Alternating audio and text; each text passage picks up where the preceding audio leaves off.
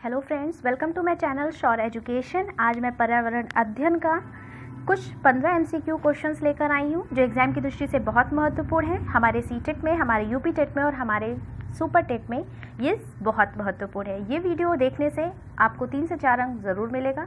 अगर आपको मेरी वीडियो पसंद आती है तो प्लीज़ इसे लाइक करें, शेयर करें और सब्सक्राइब करें और बेल आइकन को दबाना मत भूलिएगा ताकि आपको मेरी न्यू वीडियो की नोटिफिकेशन मिलती रहे। WWF से आशय है world wide fund, world for fund, world wild life fund या फिर वर्ल्ड वॉच फंड। तो WWF से आशय होता है, पूरा फुल फॉर्म होता है वर्ल्ड वाइल्ड लाइफ फंड। अब जान लेते हैं कि वर्ल्ड वाइल्ड लाइफ फंड होता क्या है। तो ये इसे हिंदी में हम लोग विश्व वन्य जीव कोष भी कहते हैं। ये 1962 में IUCN के सहायक संगठन विश्व वन्य जीव कोष यानी कि WWF की स्थापना की गई थी। इस संगठन का मुख्यालय कहाँ पर है? ग्लैंड, स्विट्जरलैंड में है। कहाँ है इसका मुख्यालय? इसका मुख्यालय ग्लैंड और स्विट्जरलैंड में है। इसका प्रतीक चिन्ह विलुप्त प्राणी जॉइंट पांडा है। यह संगठन अंतर्राष्ट्रीय स्तर पर यानी कि इंटरनेशनल लेवल पर वन्य जीवों की देखभाल पर नजर रखती है तथा उनके रखरखाव संबंधी मानदंडों को पूरा करने में विभिन्न देशों तथा एजेंसियों को वित्तीय सहायक उपलब्ध कराती है। नेक्स्ट क्वेश्चन हमारा है, संकटग्रस्त जंतु दैत्याकार पांडा कहाँ पाया जाता है? ऑस्ट्रेलिया में, भारत में, चीन में या फिर ब्राज़ील में? तो संकटग्रस्त जंतु दैत्याकार पांडा चीन में पाया जाता है। पांडा को चीनी भाषा में झुयांग माऊ कहते हैं। झुयांग माओ कहते हैं या विशालकाय बिल्ली, भालू कहते हैं। ये चीन के बांस के जंगलों और तिब्बत के हिमालय पर्वत की ढलानों के पेड़ों पर रहते हैं। आज पांडा विश्व वन्यजीव कोष यानी कि वर्ल्ड वाइल्ड लाइफ फेडरेशन द्वारा अंतर्राष्ट्रीय स्तर पर संरक्षित प्रजातियों में से एक है। नेक्स्ट क्वेश्चन हमारा है, निम्नलिखित में से किस में सर्वाधिक जैव विविधता पाई जाती है? शीतोष्ण पर्णपाती वन बायोम, उष्ण कटिबंधीय सदाबहार वनशा वन बायोम, शीतोष्ण घास प्रदेश बायोम, सवाना बायोम। तो अगर देखा जाए कि सर्वाधिक जैव विविधता पूछी जा रही है किसमें पाई जाती है, तो ये बी ऑप्शन सही होगा। उष्ण कटिबंधीय सदाबहार वर्षा वन बायोम में पाई जाती है। उष्ण कटिबंधीय सदाबहार वन ऐसे वन क्षेत्र है जो भूमध्य रेखा यानी कि इक्वेटर के दक्षिण या उत्तर में लगभग 28 डिग्री के भीतर पाए जाते हैं, यानी कि अंदर भीतर पाए जाते हैं। ये कहाँ कहाँ पाए जाते हैं? तो ये एशिया, ऑस्ट्रेलिया, अफ्रीका, दक्षिण अमेरिका यानी कि साउथ अमेरिका, मध्य अमेरिका और प्रशांत द्वीपों पर पाए जाते हैं। विश्व वन्य जीव निधि के बायोम वर्गीकरण के भीतर उष्णकटिबंधीय सदाबहार वन को उष्णकटिबंधीय वर्षा वन का एक प्रकार माना जाता है और उन्हें विषुवतीय सदाबहार तराई वन के रूप में निर्दिष्ट किया जाता है। नेक्स्ट क्वेश्चन हमारा है, चिपको आंदोलन के प्रणेता हैं हेमवती नंदन बहुगुणा, सुंदरलाल बहुगुणा, मदर टेरेसा या फिर महात्मा गांधी? तो चिपको आंदोलन से हम सब वाकिफ हैं। चिपको आंदोलन के प्रणेता सुंदरलाल बहुगुणा है, इसलिए ऑप्शन नंबर 2 सही है। ये सुंदरलाल बहुगुणा जी हैं। यह आंदोलन वृक्षों के काटने के विरोध में 1973 में वर्तमान में जो उत्तराखंड राज्य है वहाँ से प्रारंभ किया गया था। इस आंदोलन में जिस पेड़ को काटा जाता था लोग उस पेड़ से चिपक कर खड़े हो जाते थे। इस तरह से पेड़ों की रक्षा का आंदोलन शुरू हुआ था। नेक्स्ट क्वेश्चन हमारा है, भारत में प्रोजेक्ट टाइगर की शुरुआत हुई कब हुई थी? 1973, 1982, 1992 या 1996? तो भारत में प्रोजेक्ट टाइगर की शुरुआत 1973 में शुरू हुआ था, इसलिए इसका ऑप्शन नंबर 1 सही है।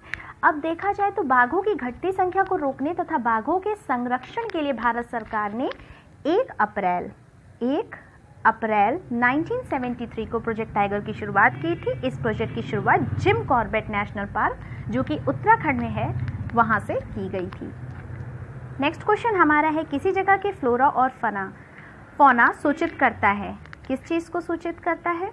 पेड़ पौधे एवं जंतुओं को, मछलियों एवं पेड़ पौधों को, जंतुओं एवं मछलियों को, ये एव है एक नहीं है, पक्षियों एवं पेड़ पौधों को। तो किसी भी जगह का फ्लोरा फाना क्या सूचित करता है? पेड़ पौधे एवं जंतुओं को, इसलिए इसका ऑप्शन नंबर 1 सही है।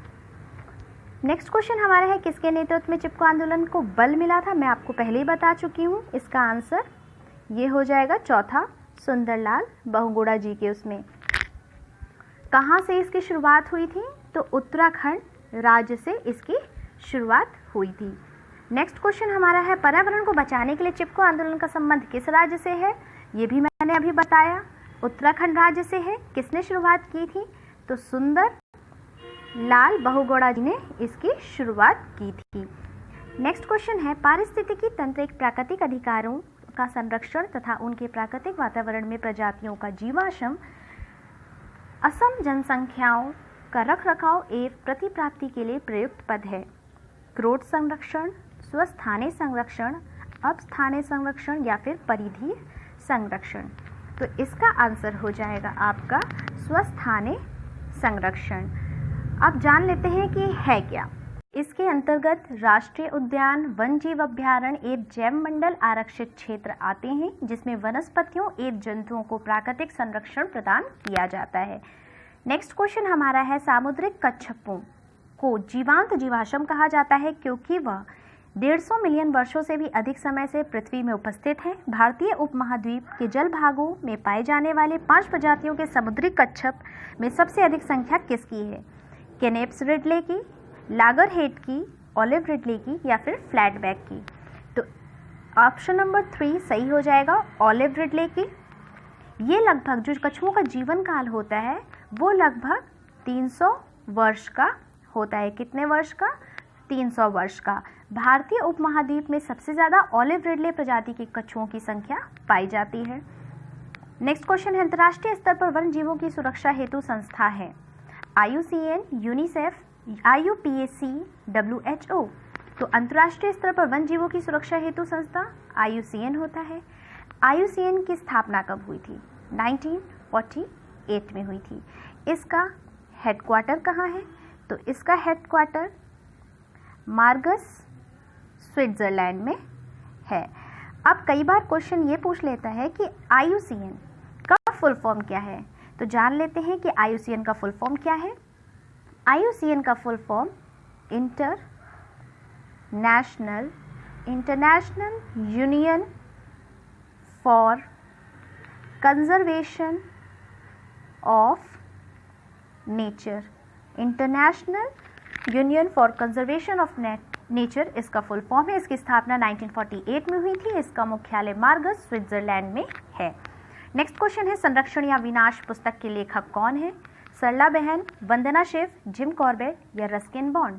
तो संरक्षण या विनाश पुस्तक के लेखक सरला बहन जी को कहा जाता है, इसलिए इसको ऑप्शन नंबर 1 सही हो जाएगा। और यह पुस्तक किससे संबंधित है? तो यह पुस्तक पर्यावरण के संरक्षण से संबंधित है। नेक्स्ट क्वेश्चन हमारा है, पर्यावरण एवं वन मंत्रालय भारत सरकार द्वारा पर्यावरण के क्षेत्र में दिया जाने वाला पुरस्कार है? पर्यावरण मित्र, पर्यावरण श्री, तरुण मित्र या फिर वृक्ष मित्र? तो पर्यावरण एवं वन मंत्रालय भारत सरकार द्वारा पर्यावरण क्षेत्र में जो पुरस्कार दिया जाता है उसे हम लोग वृक्ष मित्र नाम से जानते हैं, इसलिए ऑप्शन नंबर 4 सही हो जाएगा। ये जो पर्यावरण एवं वन मंत्रालय, इनके द्वारा ये जो भारत सरकार द्वारा इंदिरा प्रियदर्शनी वृक्ष मित्र पुरस्कार प्रारंभ किया गया है। इसका पूरा नाम इंदिरा प्रियदर्शनी वृक्ष मित्र है। इस पुरस्कार का प्रारंभ किया गया था। यह पुरस्कार ऐसे व्यक्ति तथा संस्थाओं को दिया जाता है जो वनीकरण को बढ़ावा देते हैं। नेक्स्ट क्वेश्चन हमारा है, रेड डेटा बुक में सम्मिलित हैं विलुप्त हो रहे जीव, सुभेद जीव, आपत्तिग्रस्त जीव या इनमें से सभी? तो रेड डेटा बुक में विलुप्त हो रहे जीवों का भी बात की गई है, सुभेद जीव का भी है, आपत्तिग्रस्त जीव का है, इसलिए इसका आंसर नंबर 4 सही हो जाएगा, इनमें से सभी। अब रेड डेटा बुक IUCN द्वारा कब जारी किया गया था? 1964 में। कब? 1964 में। किसने जारी किया था? तो IUCN ने जारी किया था। IUCN का फुल फॉर्म मैंने आपको बता दिया है, international union for conservation of nature है। रेड डेटा सूची में श्रेणियों में विलुप्त वन में विलुप्त, वनों में विलुप्त, अति संकटग्रस्त, संकटग्रस्त, सुभेद, संकटापन्न, कम चिंतनीय, ये सारी श्रेणियां आती हैं। नेक्स्ट क्वेश्चन हमारा है, अभ्यारण्य का संबंध निम्न में से किससे है? ऊर्जा संरक्षण से, जल संरक्षण से, वन्य जीव संरक्षण से या फिर डॉल्फिन संरक्षण से? तो अभ्यारण्य का संबंध पूछा गया है कि किससे है, तो अभ्यारण्य का संबंध वन्य जीव संरक्षण से है। यहाँ देखा जाए वर्तमान समय में जो वन्य जीव अभ्यारण्यों की संख्या है वो 532 है। फ्रेंड्स, अगर आपको मेरी वीडियो पसंद आती है तो प्लीज़ इसे लाइक करिएगा, सब्सक्राइब कीजिएगा और शेयर कीजिएगा, और हाँ, बेल आइकन को दबाना मत भूलिएगा जिससे आपको मेरी न्यू वीडियो की नोटिफिकेशन मिलती रहे।